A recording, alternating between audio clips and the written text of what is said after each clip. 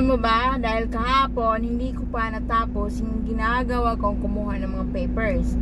Due to, alam niyo naman, nagpunta ako ng Barili Balas yesterday. Kaya nga lang, kailangan ko ng papers galing dito sa municipality ng Ronda bago ako makakuha ng papers galing Barili.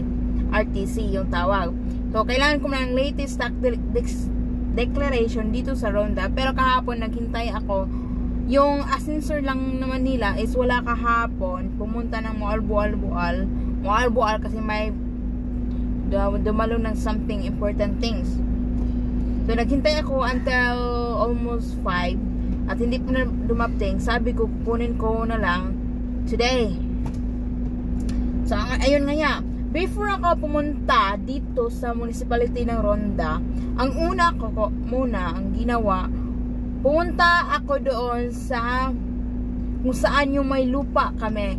Pumunta ako kung saan yung may lupa kami nung nabili. Kasi kukuha ako doon ng certificate sa barangay hall, which is malapit lang namin sa aming lupa na nabili. At tiningnan ko rin yung survey.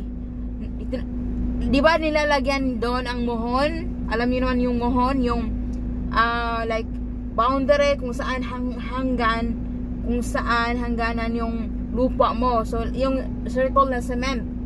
So, in that time, nakikita niyo sa video, hindi pa siya nilagyan ng cement. Binaon lang siya sa lupa, pero hindi siya nilagyan ng cement kasi hindi ko naman alam. So, sabi ko sa asawa ko na babalikan na lang namin. So, ayun na nga. Pagdating ko doon today, alam niyo namang nangyayari. Instead, yung mohon na nilagay kung saan yung lupa hanggang kung saan yung the end ng lupa namin, transfer, kung sino mang nag-transfer dyan, walang iba, no? Walang ibang mag-transfer na kung hindi yung may-ari din yung lupa siguro. Yep. Yun talaga. Kasi nga naman. Yeah, that's what instead, we paid, I guess, this meron kasi doon sa lupa na bili namin, like fences na siya. Nilagyan nila ng fence. Okay. Tingnan yung mga tao dito, guys. Supposed to be, dyan ang muhon namin. Tingnan nyo naman. Dyan ang muhon namin last time. Ngayon, ilagay nila dito. Sila nang nagawa-gawa. Bakit nang dito? Bakit siya nang dito? Nilagay nila dito.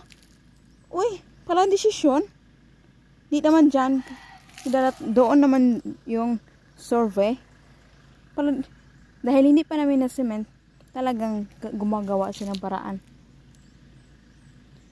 Kasi, nung nag-ano kasi kami, nung, anong tawag nun? Binadyuhan namin nun, Nakita nyo naman, guys, no? In-upload ko sa Facebook, in-upload ko sa YouTube, yung video kung saan ang hangganan yung lupa namin. Kung saan hanggan yung lupa namin. Tapos, pinicturean ko. So, alam ko, hindi nyo ako maluloko. Kahit saan nyo pa yan itatransfer yung mohon ko, dahil hindi pa na siya cemented. So, ano lang, isang kuna, kuha mo lang sa mohon at ilagay mo sa somewhere. Easy lang kasi hindi pa na cemented. Yun ang nangyari. Pagdating ko doon, nasa taas na. Ipapakita ko itong video na to. Meron na akong video nito na binidyuhan ko. Yung nasa ilalim sana yung mohon namin, nakita ko naman kasi may hole na sana siya. Pero kinuha at nilagay sa taas, no, malapit sa fence. Ayun. Dahil apat yung mohon, apat corners yon. Yung isang mohon hindi pa nilagay kasi kailangan pa namin ng cement kasi hindi namin maibaon sa lupa dahil nga dahil may rock or may bato. So kailangan namang cement bago mapatayo yung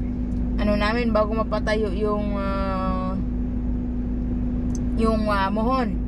So, yung isang mohon nasa bahay. So, ayun. Isang corner lang naman. Yung isang mohon, transfer, na malapit sa fence. Papakita ko to, itong video na to. Yung another parts, yung another mohon din sa another side, tinransfer din. No? Nagawa-gawa sila. Parang nilagay talaga nila yung mohon na malapit sa fence.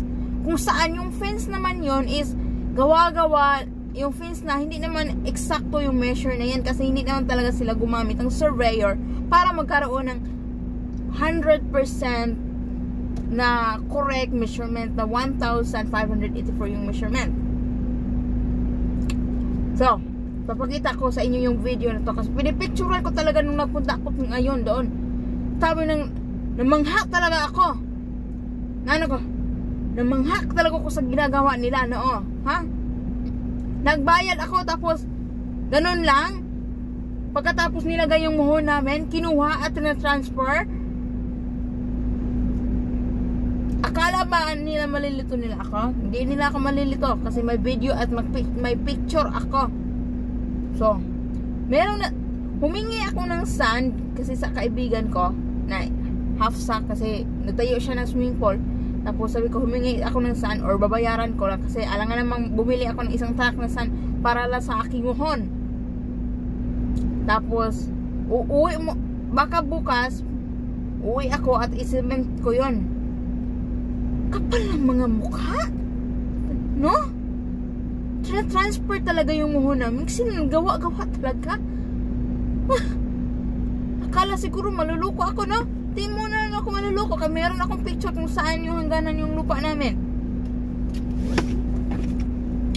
So, ayun, nakakuha na ako ng papers dito. Punta na tayo ng Barile. Sama ko yung anak ko, pinapakain ko na rin yung anak ko kasi alas 12 na. Sakto-sakto from Ronda to Barile, I think it was like 40 minutes. So, tapos wala din traffic kasi kumakain pa yung mga tao. Let's go na guys, let's go na kasi para makaabot pa tayo doon yung mga papers. Pagkatapos na to, kapag may oras pa ako, magbayad ako ng tax kasi hindi pa talaga ako nakabayad ng tax talaga.